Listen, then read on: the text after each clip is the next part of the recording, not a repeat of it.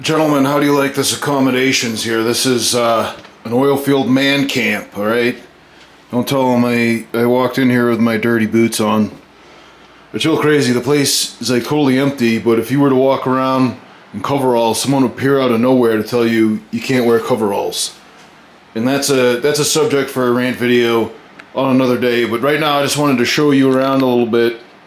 This is Mancamp in Jal, New Mexico. This one isn't that bad, okay? And if you watch my video on my Nebo Luxstream light, I was ranting about how they never have a plug or a light switch near the bed. And it's pretty crazy, but this Mancamp does. It has a plug and a light switch right near the bed. A lot of Mancamps, you end up using the air conditioner as a nightstand.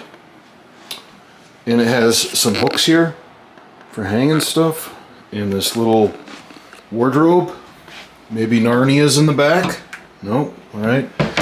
And for TV watchers, there's a TV. And I don't know whether it's DirecTV. I don't turn on the TV. The only stuff I watch is YouTube. And you get a nice little office. Actually, this is decent for the actual room, because at least the bathroom's separate. You go to some Mancamps, like the bathroom's like, it's all one room. And other ones, you have one bathroom for two rooms. So it's like two doors.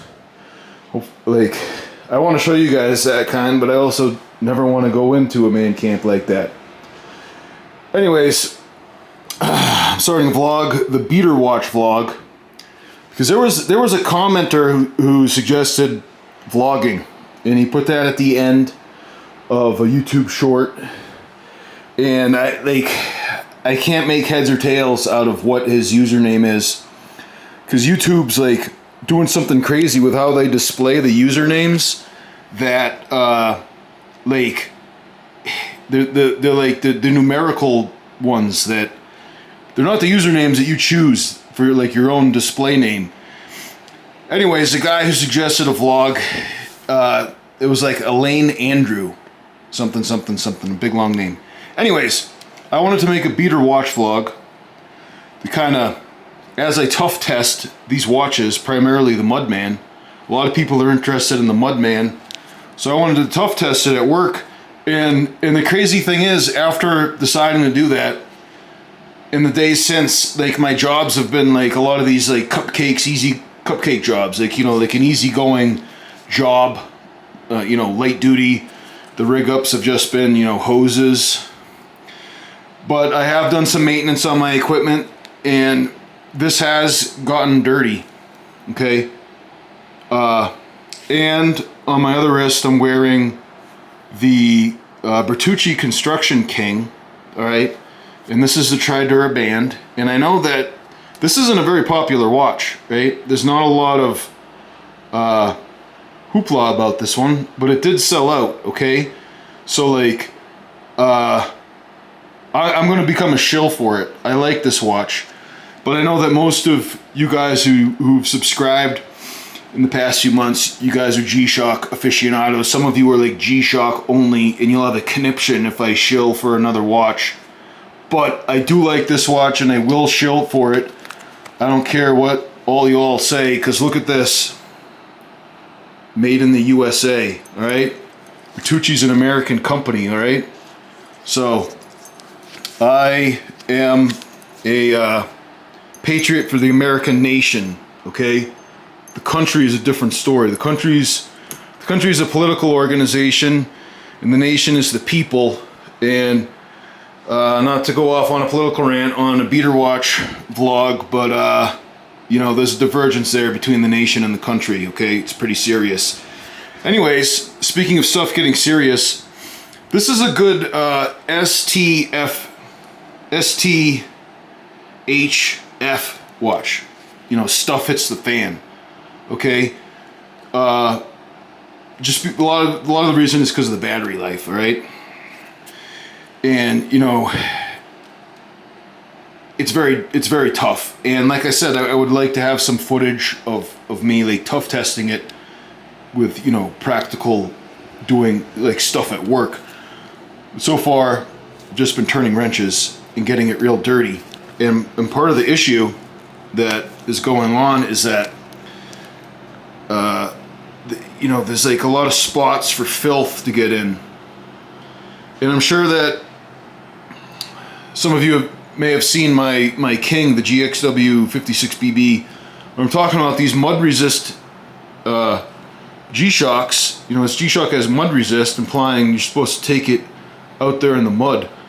Well, there's lots of nooks and crannies that could harbor filth. And, you know, I clean the watch. So mud resist just means that the buttons can be pressed even in the mud and in harsh, wet conditions, which is pretty much every day in the oil field. I mean, even in the desert, you're getting wet with sweat and you're getting absolutely filthy and muddy. Not with mud that's like dirt and water. This is mud that's, you know, hydraulic fluid and caliche. Or if you're working on the drilling rig floor, you know, there's actual stuff called mud. It's diesel and barite and other ingredients. So yeah, anyways, I'm gonna bring it in the shower and wash it off in the shower, which is what I do with my work watches. But in an upcoming video, like a feature video, I'm going to talk about how in a work watch, like a beater watch specifically for work, really needs to take into account filth management and being able to clean it just as much as durability, because almost every watch is going to be durable enough for even a blue collar job, like the actual watch body. You know, the bands and the pins, that's the focus that should be specifically on a beater watch. And in addition to that, it has to be able to be cleaned, okay? So on the Bertucci, it has this cover, right, that protects the field watch, which looks like, with it off, it looks great, and when it covered up, it looks a little, I don't want to say dorky, but it's like, you know how when you have to wear safety glasses at work, and you know, you don't look really cool wearing safety equipment, but everybody is, and you know, you get used to it, right? So this is obviously really beautiful, and this cover helps protect it while you're working, right? But again, the focus is on bumps and scrapes, right? Protects the glass, and it protects this really nice finish. $135. Okay, I think that's a great deal. But anyways, look at all the filth underneath. And this is from, you know, what I would call light day in terms of swinging hammers. You know, I think that I only swung the hammer to like rig up one check valve, right? So, and I threw out one hose, so it's not really dirty, and still there's filth underneath. So anyways, in an upcoming video, I'll try and explain that better, and if you guys have any input to that, you know, can leave it in the comments. But the point is that, you know, your work watch, your beater watch, you have to be able to clean it, okay? And the Mudman has, under the wings, I'm afraid that gunk is going to get in there and be difficult to wash out. And another feature video that I want to make, it has to do with the legibility.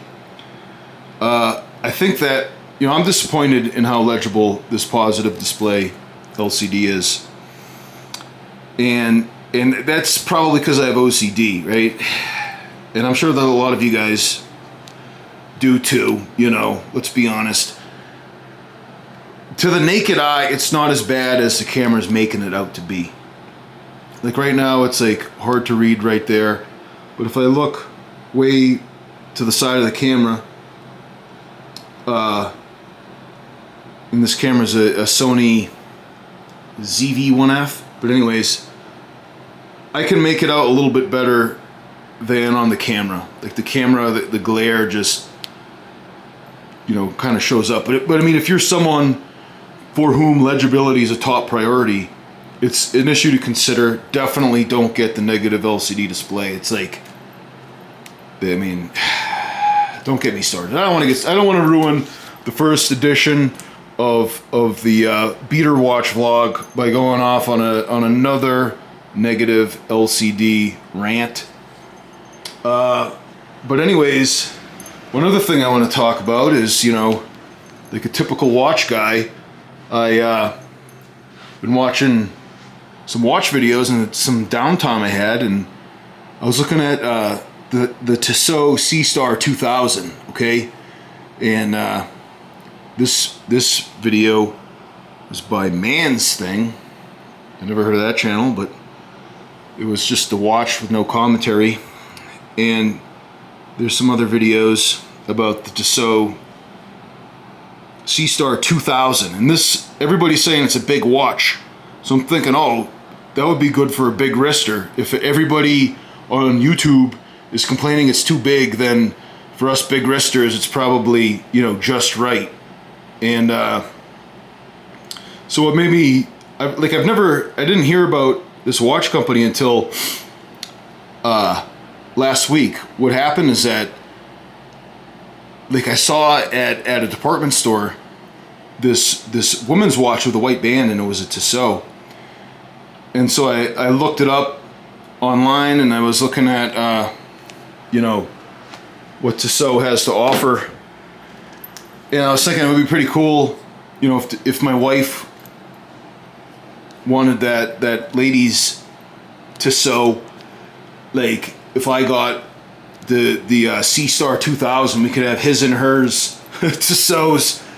I don't know if that's too cringy, but I think that's not a possibility now. I really absolutely blew up my watch budget by buying these watches in addition to the GBDH 2000 and the Square Heart DW H5600. Some of them have to go.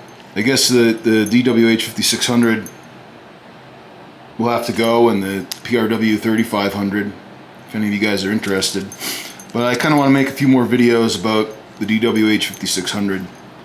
But yeah, I got to rein in the watch budget. However, Denise needs a new watch, my wife, so it's between the C-Star 1000, the 36mm one, or that pink Citizen Eco Drive diver. And I think that all of us in the watch community got to look out for our wives and make sure that we get them the watches that, for their wrists, right? And still rocking the Leatherman Free P2. I think that I'm going to give Denise the bolster. She seemed kind of interested in it. But anyways, you can watch my video about the bolster, my first impressions. Gentlemen, I think that's it for today. Thanks for watching my first beater watch vlog, and hopefully we'll get some real life tough tests for the Mudman. So stay tuned. I'm Jim Kincaid. Thanks for watching.